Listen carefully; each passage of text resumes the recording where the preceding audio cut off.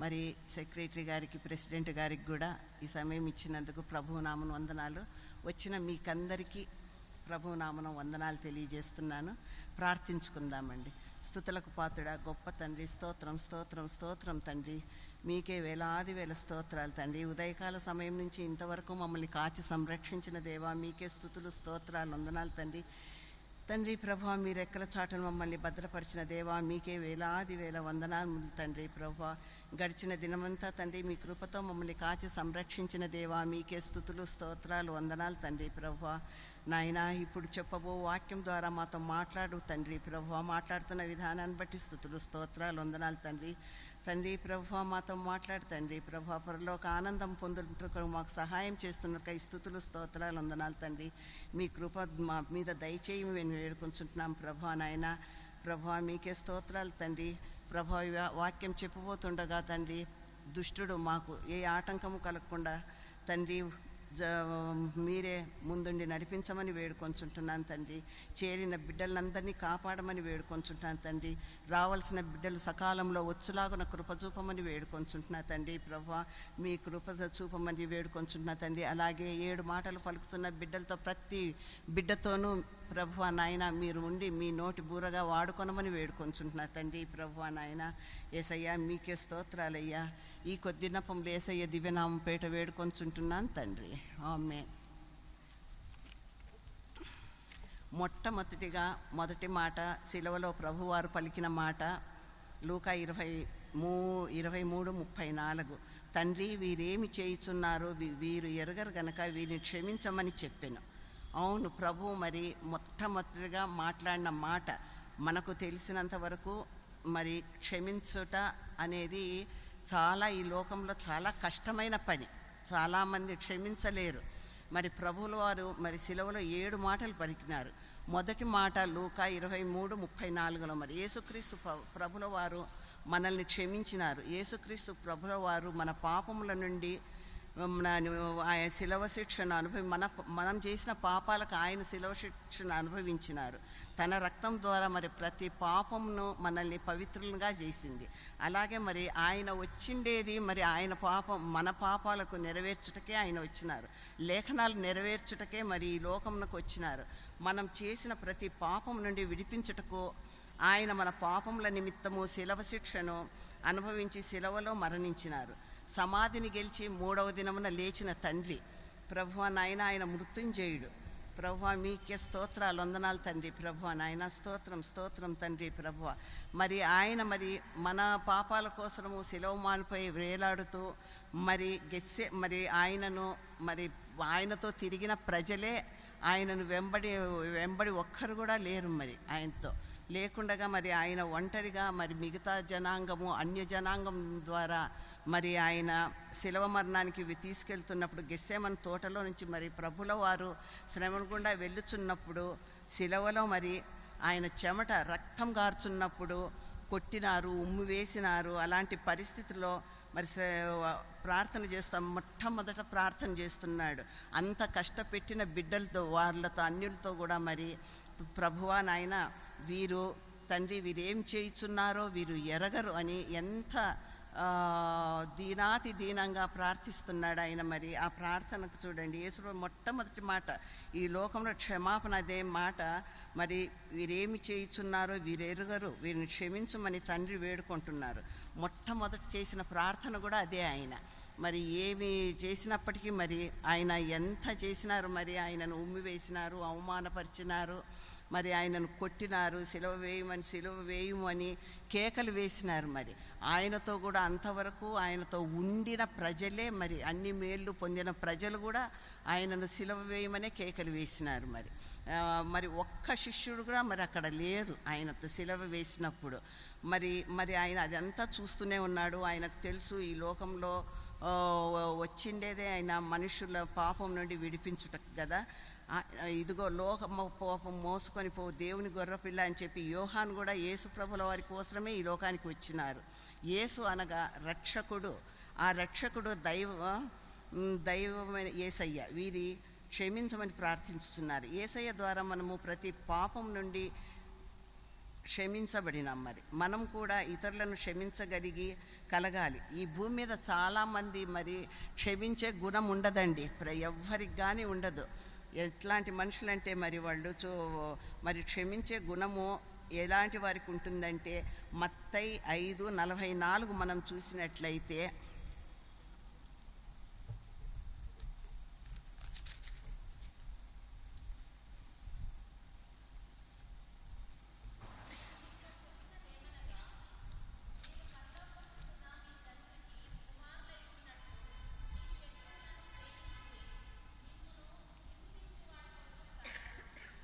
చూడండి, మన శత్రువులను మనం ప్రేమించాల, మనల్ని హింసించే వారి కొరకు ప్రార్థన చేయాలి. మనము దేవుని స్వభావం కలిగిన వారమై ఉండాలి. మనం ఇతరులను క్షమించే గుణము మనకు ఉండాలి.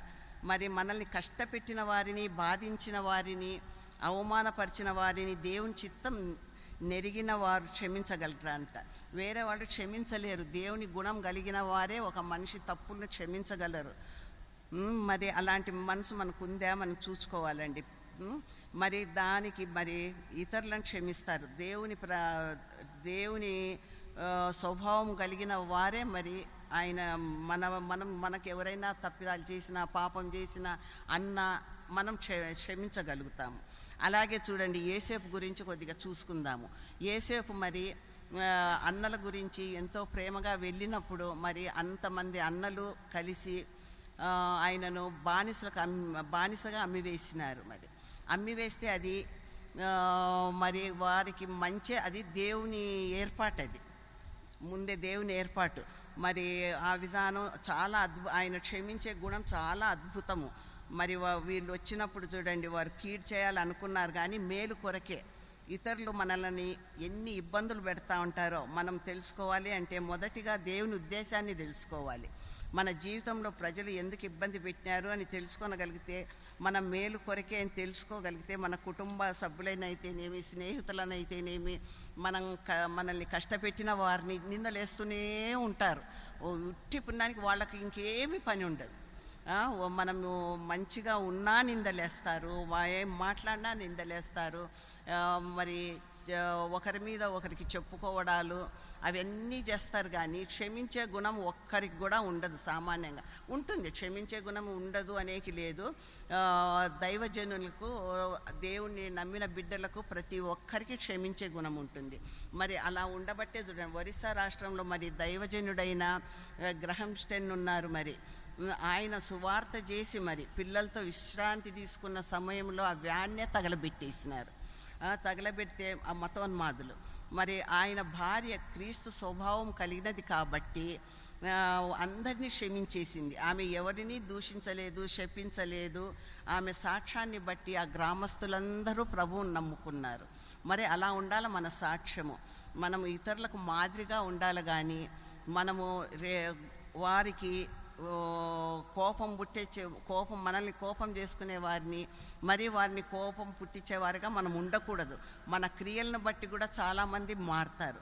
కుటుంబాలలో కూడా మరి భార్యాభర్తలుగా ఉన్నప్పుడు మరి భర్త విశ్వాసం లేనివాడై ఉండి, మరి భార్య విశ్వాసం కలిగి ఉండి, మరి భార్య విశ్వాసం కలిగి భర్త లేనప్పుడు మరి ఒకరి ఎడల ఒకరు వాళ్ళ క్రియల వల్ల వాళ్ళని మార్చుకోవచ్చని ప్రభువు చెప్తున్నాడు. మరి అలా మనం మన క్రియలను బట్టి మన జీవితాలలో కూడా మనము ఉండాలి. అంటే అన్నిటికీ బట్టి మనము క్షమించే గుణం మనకు ఉండాలి.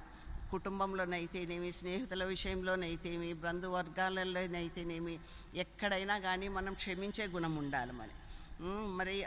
మరి అలాగే ఈ మధ్య రోజుల్లో కూడా మరి దైవజనుడు మరి పాస్టర్ ప్రవీణ్ గారిని కూడా ఎన్ని రకాలుగా ఆయనను ఇబ్బంది పెట్టిన, చంపేసింది కాకుండా మరి కుటుంబ సభ్యులకు ఎంత బాధాకరమైన విషయం. మరి ఆయనైతే ఎంత సేవ చేసినాడంటే, ఆయనకు కులాలు మతాలు ఏమీ లేవు. ఆయనకు అన్ని కులాలు ఒకటే అనేవాడు. ఆయన మేము సేవకులము. మరి ఆయనవి నేను చూడడం అంటే ఈ ముందు చూసేదా అసలు నాకు తెలియదు ఎక్కువగా ఆయన గురించి. ఇలా అయినప్పటి నుంచి ఆయనవి చూస్తూ ఉంటే అయితే మాత్రం నేను చదివినప్పుడు అవి చూస్తున్నప్పుడంతా కంట్లో నీళ్ళు వస్తాయి. ఇంత మంచి వ్యక్తినా ఈ ప్రజలు ఇంతగా చంపింది కాకుండా తాగుతాడు, తిరుగుతాడు, యాక్సిడెంట్ అయ్యింది అని చాలా నిందలేస్తా అన్నారు. అది చాలా తప్పు. వాళ్ళు బాధలో ఉంటారు. ఆ బాధలో మండి ఇలాంటివి కూడా వింటూ ఉంటే వాళ్ళకి ఎట్లుంటుంది మరి మనసు. అంత బాధపట్టేవాళ్ళు ఈ లోకంలో ఉన్నారు కూడా, ఇప్పటికీ ఉన్నారు. బాధపడేవాళ్ళు బాధపడతా అంటారు, వాళ్ళు చెప్పేటివి చెప్తా ఉంటారు, ఏడిపించేవాళ్ళు ఏడిపిస్తూ ఉంటారు. అలాంటివి ఏవి జరగకుండగా మరి మనం దేవుణ్ణి నమ్మిన బిడ్డలంగా ప్రతి సంవత్సరము ఇలాంటి మాటలు వింటూనే ఉన్నాము. ఎన్నో మనము ప్రసంగాలు వింటుంటాము. కానీ మనం మారినామా లేదా అని మనం పరీక్ష చేసుకోవాలి. మనం పవిత్రంగా ఉండేటట్టు చూడాలి. యేసు ప్రభు ఆయన క్రియలలో ఆయన వెంబడించిన బిడ్డలమైతే మనం ప్రతి ఒక్కరిని క్షమించగలిగే గుణం మనకు వస్తుంది. చూడండి, అది దయాళుత్వం ఉండాలంట, జాలిగల మనస్సు ఉండాలా, సాత్వికం ఉండాలా, దీర్ఘశాంతం గలవారమై ఉండాలంట. ఇవన్నీ మనం ఒకరిని క్షమించాలంటే ఇన్ని గుణాలు కలిగిన వారమైతే మనము, క్రీస్తు స్వభావం కలిగిన వారమైతే మనం క్షమించగలము.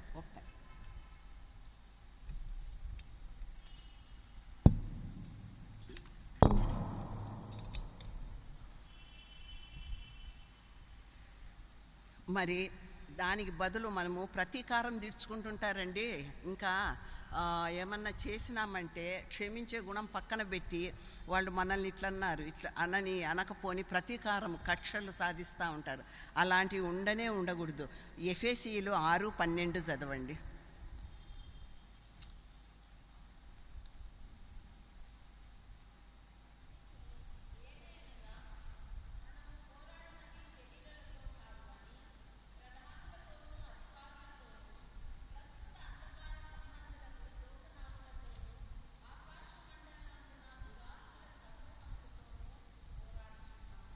చూడండి, మనము ఇలా పోరాడుతూ ఉన్నాం ఈ లోకంలో. మరి అలా పోరాడకూడదు అంటే, మనం క్షమించాలి అంటే మనకు పరిశుద్ధాత్మ కలిగి ఉండాలి, దేవుని ఆత్మచేత నింపబడి ఉండాలి. అప్పుడు మనం ఇతరులను క్షమించగలుగుతాము. అలాగే అపోస్తులు 7:55-60 వరకు చదవాలి. 55 నుంచి 60.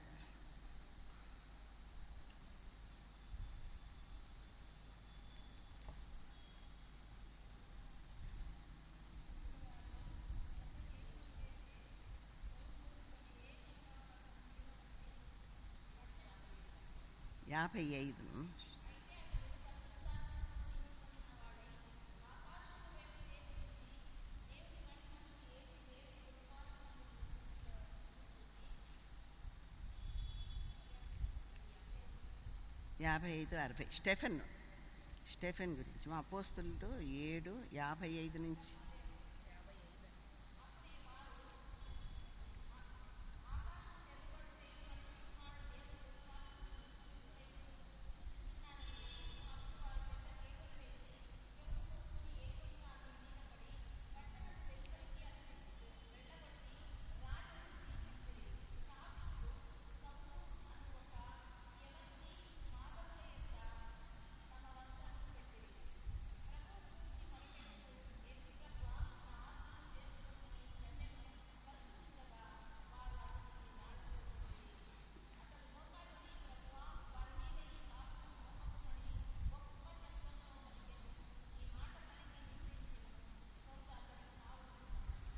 చూడండి, ప్రతి ఒక్కరూ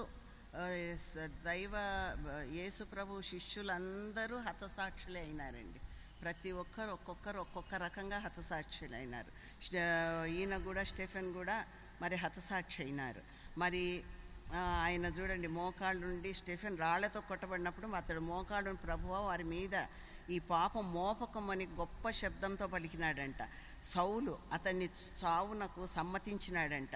చూడండి, ఆయన చావుకు సమ్మతించే వాళ్ళు ఈ లోకంలో ఎంతమంది ఉన్నారు, హతసాక్షులైనారు. దేవుని బిడ్డలు మరి సువార్త ప్రకటించాలి. మనకేమి, దేవుని నమ్ముకున్న తర్వాత ఆయన సువార్త మనం ప్రకటించాలని ఉంది ఖచ్చితంగా. ఆయన మన పాపాల కోసం వచ్చినాడు, తిరిగి లేచినాడు, మరి మనము అది మరి రాబోతున్నాడు అని మనం సువార్త చెప్పాలి.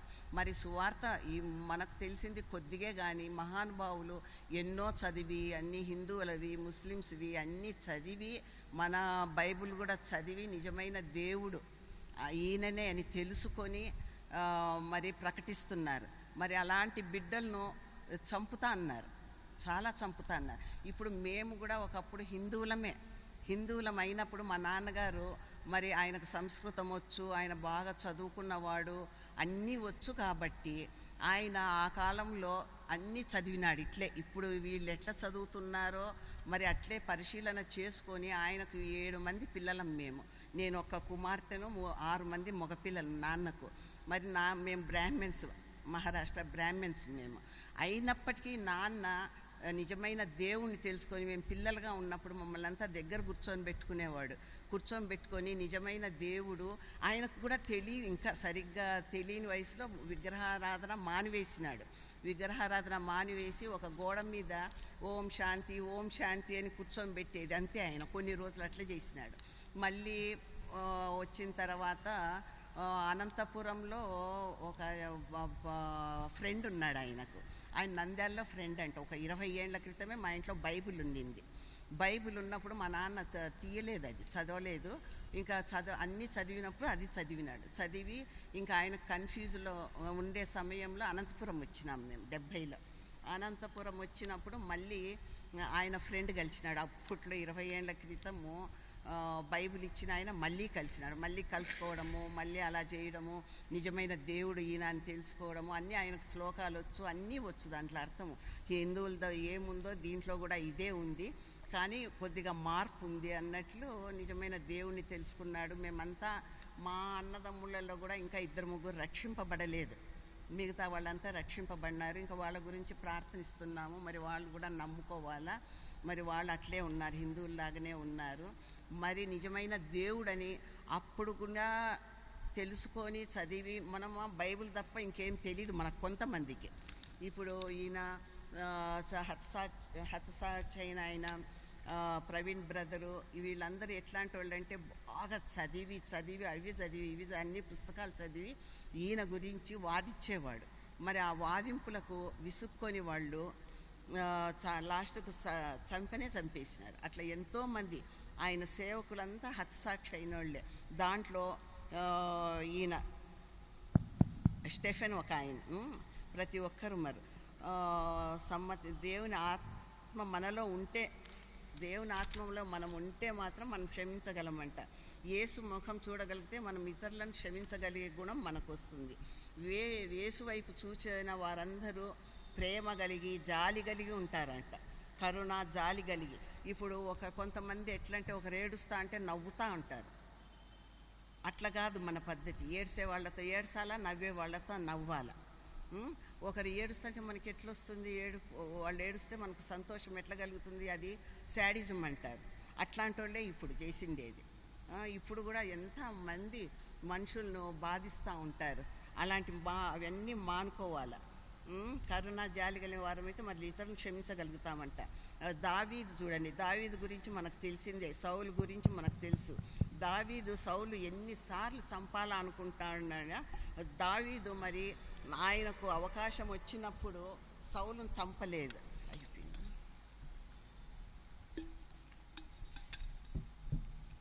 మరి దేవుని చేత అభిషేకింపబడిన వాళ్ళను మనం ఎప్పుడూ దూషించకూడదు.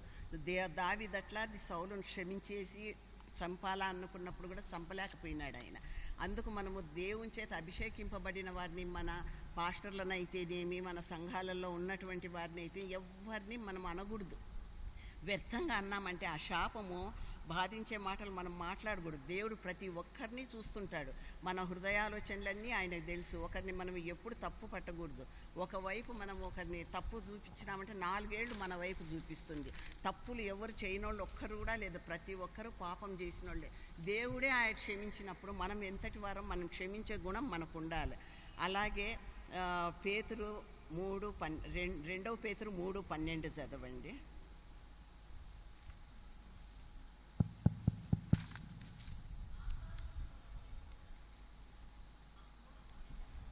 ఆ 3:12 మా 2 పేతురు.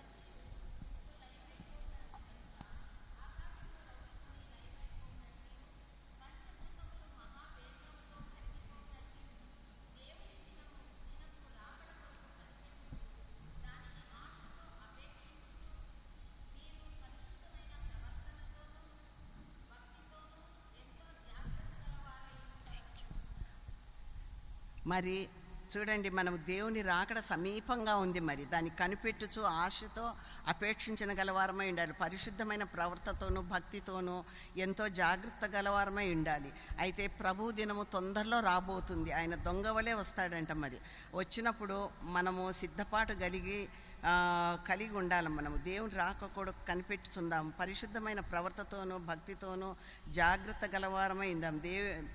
జాగ్రత్త కలిగి ఉండాలి మనం ఈ జీవితంలో. మరి ఈ కొద్ది మాటలు మనం జాగ్రత్తగా ఉండి సిద్ధపాటు కలిగి ఈ లోకంలో ఉన్నప్పుడు పవిత్రంగా ఉండి ప్రతి ఒక్కరి నెడలో ఒకరు క్షమించుకుంటా మన చేతనైతే సహాయం చెయ్యాలి. లేకపోతే ఒకరి కీడు మాత్రం చేయకూడదండి. ఒకరికి కీడు చేయకూడదు, ఒకరి గురించి అన్యంగా మాట్లాడకూడదు. మనం క్షమించే గుణం మనకుంటే మంచిది. ఈ కొద్ది మాటలు ప్రభువారు ఆశీర్వదించి దీవించునుగాక.